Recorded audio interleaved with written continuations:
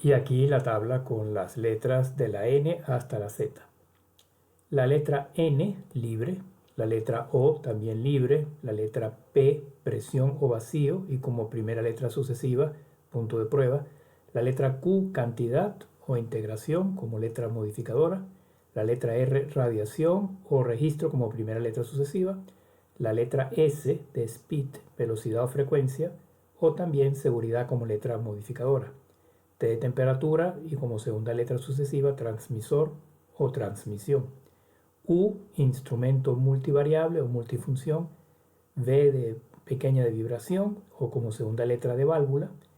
W de peso o fuerza, weight en inglés. X sin clasificar como primera letra, como letra sucesiva es X igual que Y, pero Y también tiene una significación muy importante que se verá en los ejemplos como segunda letra sucesiva, que es cálculo, un instrumento que realiza un cálculo. Y la Z, por último, es el eje Z. Bien. He seguido una serie de ejemplos que pueden comprobarse fácilmente yendo a las tablas anteriores del alfabeto para ver su significado. Por ejemplo, un instrumento identificado como ARC. ¿Qué significa? La A como primera letra significa un instrumento de análisis, un instrumento analítico. La R como primera letra sucesiva, un registrador, y la C un control. Entonces, generalmente el conjunto de abreviaciones se lee al revés, de derecha a izquierda. Sería entonces controlador, C, registrador, R, analítico. Por ejemplo, de oxígeno disuelto o de pH o cualquier otra variable analítica. Segundo, SIC, S de velocidad o de frecuencia, y de indicador y C de control. Por lo tanto, controlador indicador de velocidad. FQ y T es un transmisor indicador, pero no tanto de flujo, sino de cantidad de flujo, porque la Q significa cantidad, es decir, transmisor indicador de cantidad de flujo. Y la cantidad de flujo o flujo integrado es el volumen. ZCB es una válvula de control de posición. La Z como última letra primaria del alfabeto significa también posición. FFI evidentemente tiene que ver con flujo, pero la segunda F es relación, es decir, un indicador no de flujo, sino de relación entre dos flujos. Luego, TDSL es algo que tiene que ver con temperatura, pero la segunda letra T significa diferencial, S de switch o interruptor y L de bajo, es decir, un interruptor de baja temperatura diferencial, un interruptor que dispara cuando la diferencia de temperatura, por ejemplo, en un sistema de refrigeración es baja, se da pues esa condición, se interrumpe algún circuito. ERT, si se recuerda, la E, voltaje, R, registro, T, transmisión, un transmisor registrador de voltaje, es decir, un voltímetro que al mismo tiempo registra los valores. WE, la W era peso y la E elemento primario, un elemento primario de medición de peso. Eso puede ser una galga extensiométrica, por ejemplo, o una celda de carga. TW es un termopozo, la T de temperatura y la W como letra acompañante a la primera letra es pozo, en inglés well, es decir, un instrumento de medición de temperatura que va dentro de un termopozo, una termocupla, por ejemplo. Se verá en el capítulo de temperatura.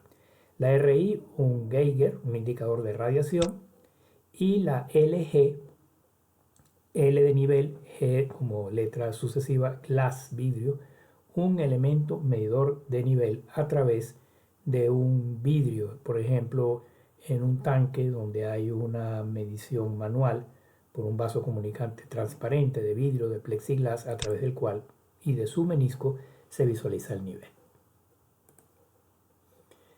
Bien, luego también dentro de las normas se tienen las normas de los símbolos de las líneas que suministran las distintas alimentaciones, eléctrica, gas, mecánica, etcétera, al sistema. Por ejemplo, las más utilizadas, la señal eléctrica, que puede ser una línea punteada, norma europea, o una línea con 3 diagonales equidistantes, que sería la norma americana. Luego, señal hidráulica, aceite hidráulico para un pistón, por ejemplo, para un cilindro, por ejemplo, en una grúa o en una excavadora, sería el símbolo de una línea continua con L's distribuidos a lo largo de la línea. Una línea continua con 2 rayas diagonales distribuidas equitativamente se trata de una señal neumática. Con una serie de S acostadas es una señal electromagnética guiada a través de un coaxial, por ejemplo. Y si no existe la línea continua, la señal electromagnética o sónica es no guiada. Luego, las señales digitales o binarias corresponden a las mismas señales que tenemos arriba, pero con una línea diagonal en sentido contrario. Eso significa, por ejemplo, en este caso, una señal neumática binaria, 0 o 1, hay presión o no hay presión. En la parte eléctrica lo mismo. Y luego más abajo, esta línea con estas X equidistantes son tubos capilares que se utilizan en la medición de temperatura. Luego, la línea con estos círculos en un enlace de software o enlace de información, y si el círculo tiene un punto negro en su interior, se trata de un enlace mecánico. También importante las abreviaturas para los ductos o líneas de alimentación. Todos ellos terminan en S de supply en inglés. Si la primera letra es la A, es alimentación de aire, E eléctrica, G de gas, H hidráulica, N neumática, S de steam, vapor en inglés, y W de water, de agua en inglés. Luego hay una serie de símbolos que se verán más en detalle en el último capítulo sobre elementos finales de control o válvulas, pero es bueno ya tener una primera idea de los símbolos generales, en este caso del cuerpo de la válvula. En el último capítulo se verá que la válvula está constituida principalmente por 2 componentes. Uno de ellos es el cuerpo y el otro el actuador. El cuerpo de la válvula es el que determina cómo va a funcionar la válvula. Por ejemplo, una válvula de globo, una válvula de diafragma, una válvula de 2 vías, una válvula mariposa, etc. Y aquí están los símbolos más importantes, y aquí los símbolos ya no del cuerpo, sino más bien de los actuadores de la válvula. El actuador es aquella parte que se encarga de, como el nombre lo indica, hacer que la válvula funcione, que la válvula actúe, es que el que le suministra la energía. Hay válvulas eléctricas, hidráulicas, neumáticas, hay todo tipo de válvulas, y aquí están los símbolos más importantes en estas láminas que se están mostrando aquí a continuación. Luego, símbolos de los actuadores en base al criterio de cómo actúan cuando la válvula se queda sin energía o falla.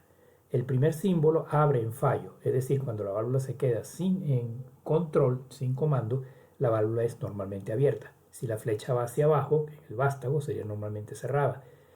¿En qué dirección iría el flujo en una válvula, por ejemplo, como esta? Iría, por ejemplo, en la dirección de A a C, en esta válvula de 3 vías. Y aquí en esta válvula de 4 vías iría de A a C y de D a B. Luego, bloqueo en falla, se queda en la posición en que está. Y por último, posición indeterminada en caso de que la válvula falle. Bien, en el próximo video se va a ver una serie de ejercicios más detallados sobre cómo funciona toda esta parte de las normas en la práctica.